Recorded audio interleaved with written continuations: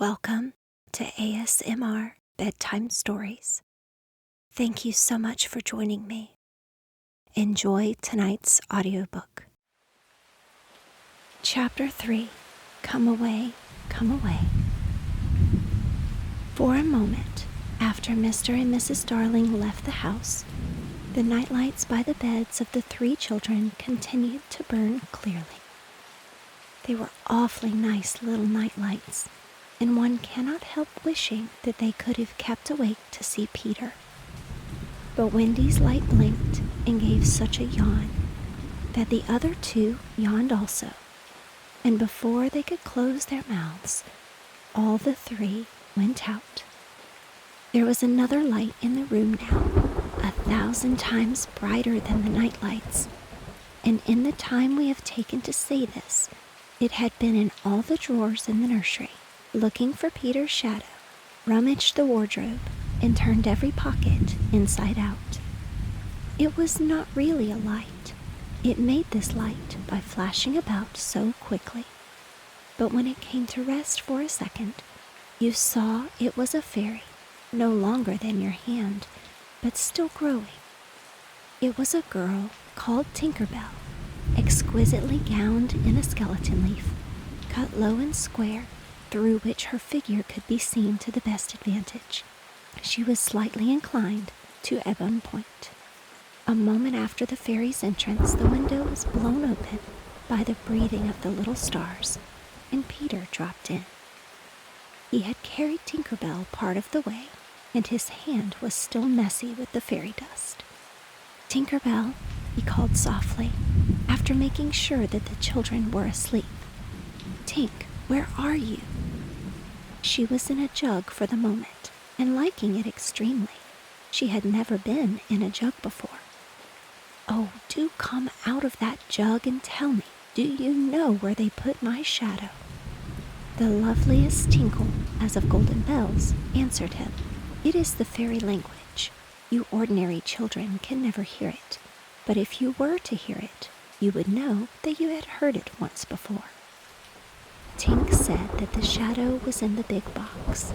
She meant the chest of drawers, and Peter jumped at the drawers, scattering their contents to the floor with both hands, as kings toss ha'pence to the crowd. In a moment he had recovered his shadow, and in his delight he forgot that he had shut Tinker Bell up in the drawer. If he thought at all, but I don't believe he ever thought, it was that he and his shadow, when brought near each other, would join like drops of water, and when they did not, he was appalled. He tried to stick it on with soap from the bathroom, but that also failed. A shudder passed through Peter, and he sat on the floor and cried. His sobs woke Wendy, and she sat up in bed. She was not alarmed to see a stranger crying on the nursery floor. She was only pleasantly interested. "Boy," she said courteously, "why are you crying?"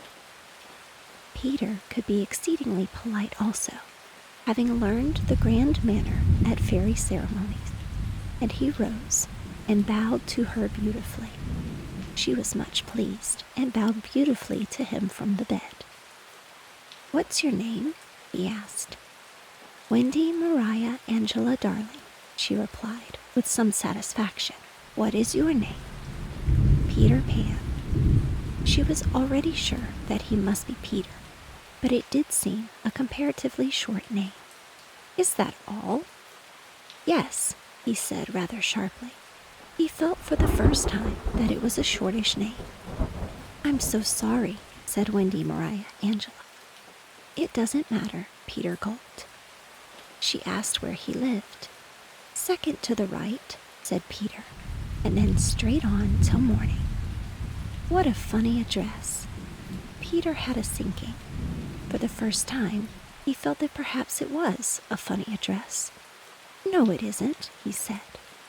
"I mean," Wendy said nicely, remembering that she was hostess, "is that what they put on the letters?" He wished she had not mentioned letters. "Don't get any letters," he said contemptuously. "But your mother gets letters?" "Don't have a mother," he said. "Not only, had he no mother, but he had not the slightest desire to have one. He thought them very overrated persons. Wendy, however, felt at once that she was in the presence of a tragedy. "Oh, Peter, no wonder you were crying," she said, and got out of bed and ran to him. "I wasn't crying about mothers," he said rather indignantly. "I was crying because I can't get my shadow to stick on. Besides, I wasn't crying." "It has come off?" "Yes." Then Wendy saw the shadow on the floor, looking so draggled, and she was frightfully sorry for Peter. "How awful," she said, but she could not help smiling when she saw that he had been trying to stick it on with soap. How exactly like a boy. Fortunately, she knew at once what to do. "It must be sewn on," she said, just a little patronizingly. "What's sewn?" he asked. "You're dreadfully ignorant." "No, I'm not." But she was exulting in his ignorance. "I shall sew it on for you, my little man," she said, though he was as tall as herself, and she got out her housewife and sewed the shadow onto Peter's foot. "I dare say it will hurt a little," she warned him.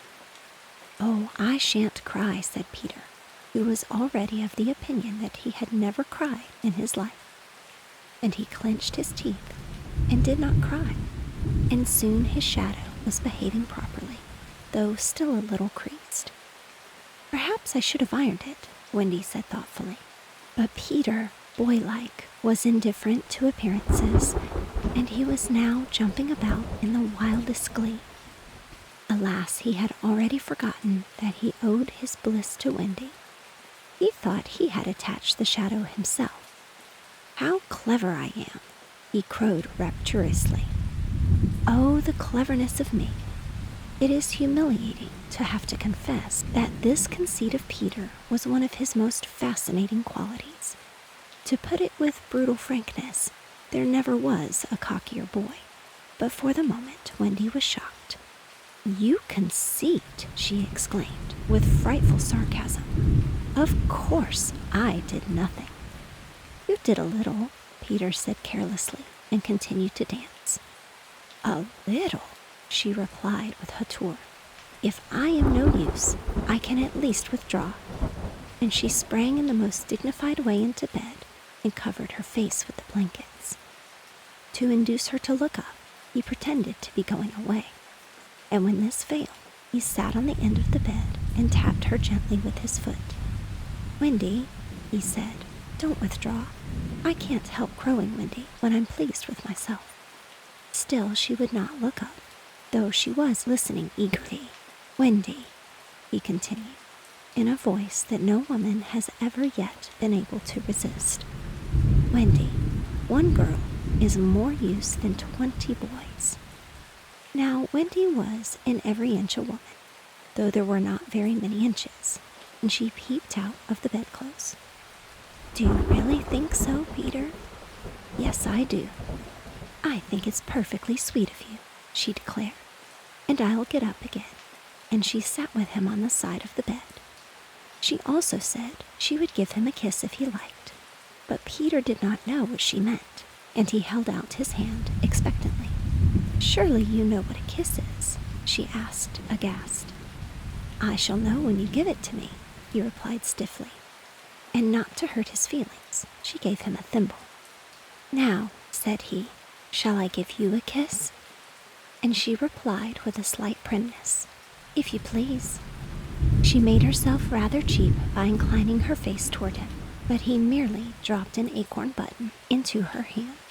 So she slowly returned her face to where it had been before, and said nicely that she would wear his kiss on the chain around her neck. It was lucky that she did put it on that chain, for it was afterwards to save her life. When people in our set are introduced, it is customary for them to ask each other's age, and so Wendy, who always liked to do the correct thing, asked Peter how old he was. It was not really a happy question to ask him. It was like an examination paper that asks grammar when what you want to be asked is Kings of England. "I don't know," he replied uneasily, "but I am quite young." He really knew nothing about it. He had merely suspicions, but he said at a venture, "Wendy, I ran away the day I was born." Wendy was quite surprised, but interested, and she indicated, in the charming dawning room manner, by a touch on her nightgown, that he could sit near her. "It was because I heard Father and Mother," he explained in a low voice, "talking about what I was to be when I became a man." He was extraordinarily agitated now. "I don't want ever to be a man," he said with passion. "I want always to be a little boy and to have fun. So I ran away to Kensington Gardens and lived a long, long time among the fairies." She gave him a look of the most intense admiration, and he thought it was because he had run away, but it was really because he knew fairies. Wendy had lived such a home life that to know fairies struck her as quite delightful. She poured out questions about them, to his surprise, for they were rather a nuisance to him, getting in his way and so on. And indeed, he sometimes had to give them a hiding. Still, he liked them on the whole, and he told her about the beginning of fairies. "You see, Wendy, when the first baby laughed for the first time, its laugh broke into 1,000 pieces, and they all went skipping about, and that was the beginning of fairies." Tedious talk this, but being a stay-at-home, she liked it. "And so," he went on good-naturedly, "there ought to be one fairy for every boy and girl." "Ought to be? Isn't there?" "No. You see, children know such a lot now. They soon don't believe in fairies. And every time a child says, 'I don't believe in fairies,' there is a fairy somewhere that falls down dead." Really, he thought they had now talked enough about fairies, and it struck him that Tinker Bell was keeping very quiet. "I can't think where she has gone to," he said, rising, and he called Tink by name. Wendy's heart went flutter with a sudden thrill. "Peter," she cried, clutching him, "you don't mean to tell me that there is a fairy in this room?" "She was here just now," he said a little impatiently. "You don't hear her, do you?" And they both listened. "The only sound I hear," said Wendy, "is like a tinkle of bells." "Well, that's Tink. That's the fairy language. I think I hear her too." The sound came from the chest of drawers, and Peter made a merry face. No one could ever look quite so merry as Peter. And the loveliest of gurgles was his laugh. He had his first laugh still. "Wendy," he whispered gleefully, "I do believe I shut her up in the drawer." He let poor Tink out of the drawer, and she flew about the nursery screaming with fury. "You shouldn't say such things," Peter retorted. "Of course I'm very sorry, but how could I know you were in the drawer?" Wendy was not listening to him. "Oh, Peter," she cried, "if she would only stand still and let me see her." "They hardly ever stand still," he said, but for one moment Wendy saw the romantic figure come to rest on the cuckoo clock. "Oh, the lovely!" she cried, though Tink's face was still distorted with passion. "Tink," Peter said amiably, "this lady says she wishes you were her fairy." Tinker Bell answered insolently. "What does she say, Peter?" He had to translate. "She is not very polite. She says you are a great ugly girl and that she is my fairy." He tried to argue with Tink. "You know you can't be my fairy, Tink, because I am a gentleman and you are a lady." To this Tink replied in these words, "You silly boy," and disappeared into the bathroom. "She is quite a common fairy," Peter explained apologetically. "She is called Tinker Bell because she mends the pots and kettles." They were together in the armchair by this time, and Wendy plied him with more questions. "If you don't live in Kensington Gardens now, sometimes I do still. But where do you live mostly now?" "With the Lost Boys." "Who are they?" "They are the children who fall out of their perambulators when the nurse is looking the other way." and if they are not claimed in 7 days, they are sent far away to the Neverland to defray expenses. I'm captain." "What fun it must be!" "Yes," said cunning Peter, "but we are rather lonely. You see, we have no female companionship." "Are none of the others girls?" "Oh, no. Girls, you know, are much too clever to fall out of their prance." This flattered Wendy immensely. "I think," she said, "it is perfectly lovely the way you talk about girls. John there just despises us." For reply, Peter rose and kicked John out of bed, blankets and all. One kick. This seemed to Wendy rather forward for a first meeting, and she told him with spirit that he was not captain in her house. However, John continued to sleep so placidly on the floor that she allowed him to remain there. "And I know you meant to be kind," she said, relenting, "so you may give me a kiss." For the moment she had forgotten his ignorance about kisses. "I thought you would want it back," he said a little bitterly, and offered to return her the thimble. "Oh dear," said the nice Wendy. "I don't mean a kiss. I mean a thimble." "What's that?" "It's like this." She kissed him. "Funny," Peter said gravely. "Now, shall I give you a thimble?" "If you wish to," said Wendy, keeping her head erect this time.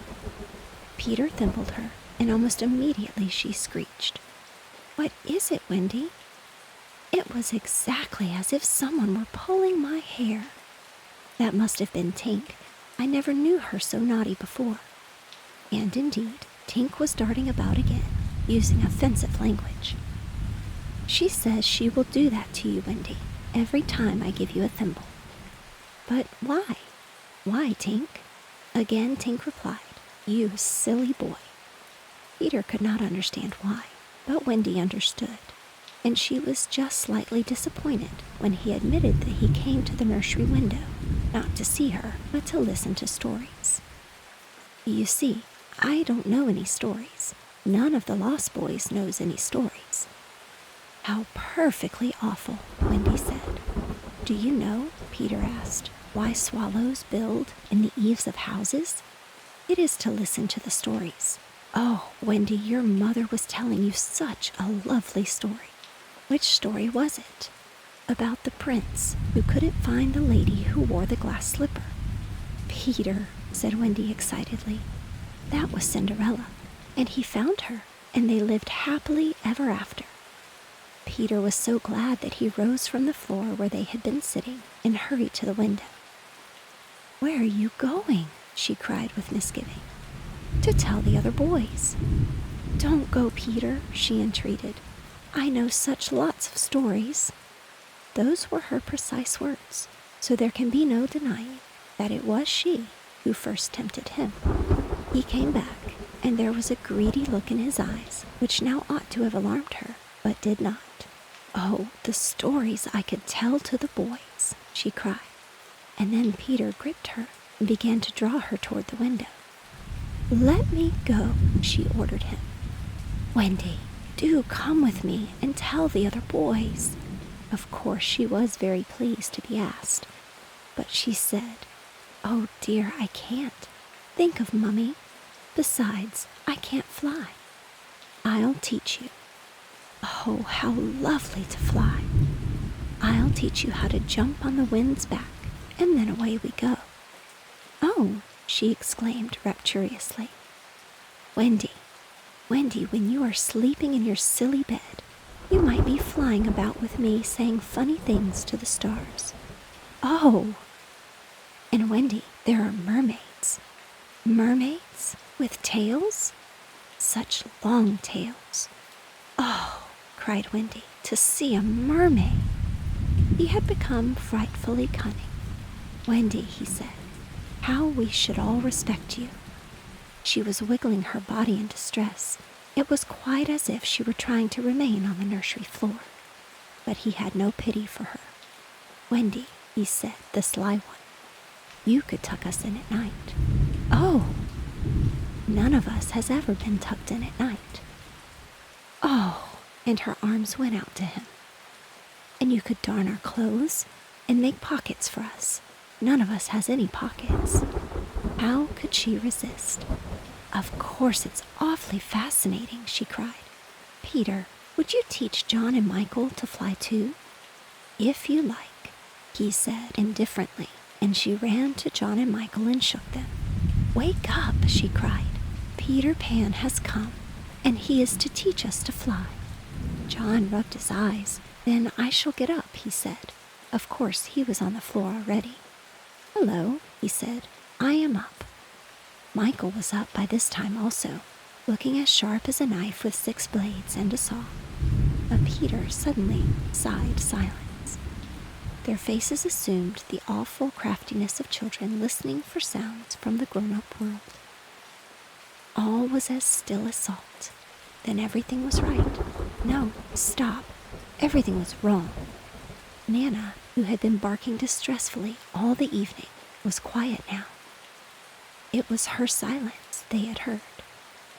"Out with the light. Hide, quick," cried John, taking command for the only time throughout the whole adventure. And thus, when Liza entered, holding Nana, the nursery seemed quite its old self, very dark, and you would have sworn you would have heard its 3 wicked inmates breathing angelically as they slept. They were really doing it artfully from behind the window curtains. Liza was in a bad temper, for she was mixing the Christmas puddings in the kitchen and had been drawn from them with a raisin still on her cheek by Nana's absurd suspicions. She thought the best way of getting a little quiet was to take Nana to the nursery for a moment, but in custody, of course. "There, you suspicious brute," she said, not sorry that Nana was in disgrace. "They are perfectly safe, aren't they? Every one of the little angels sound asleep in bed. Listen to their gentle breathing." Here, Michael, encouraged by his success, breathed so loudly that they were nearly detected.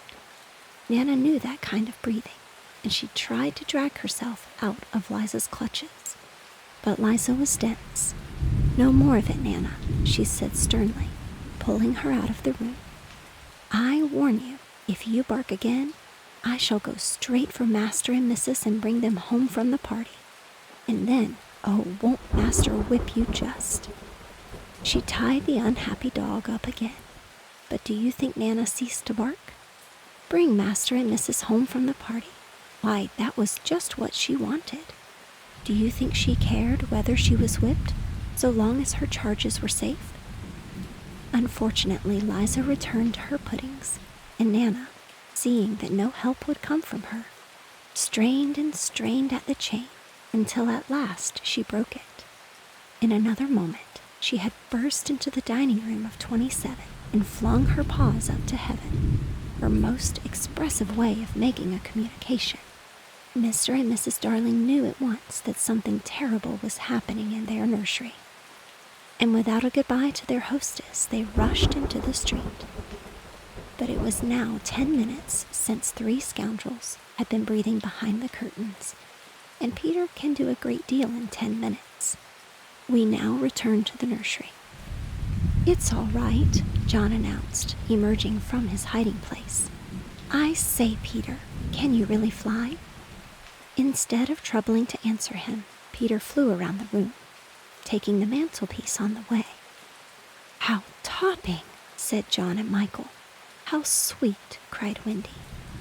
"Yes, I'm sweet. Oh, I am sweet," said Peter, forgetting his manners again.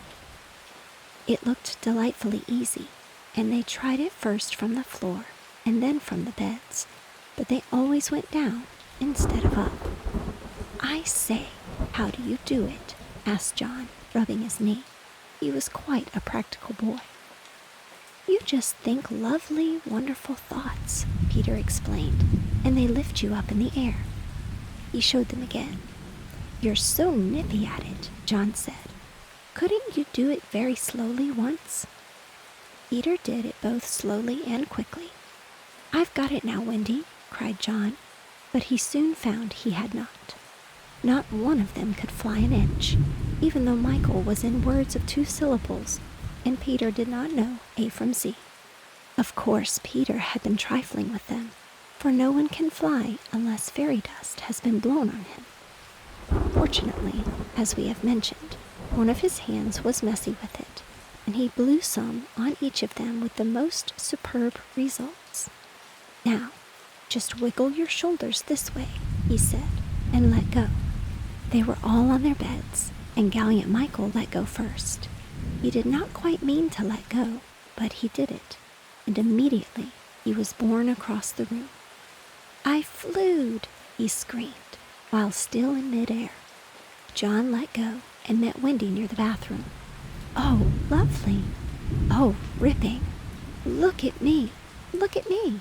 Look at me!" They were not nearly so elegant as Peter. They could not help kicking a little, but their heads were bobbing against the ceiling, and there is almost nothing so delicious as that. Peter gave Wendy a hand at first, but had to detest Tink was so indignant. Up and down they went, and round and round. Heavenly was Wendy's word. "I say," cried John, "why shouldn't we all go out?"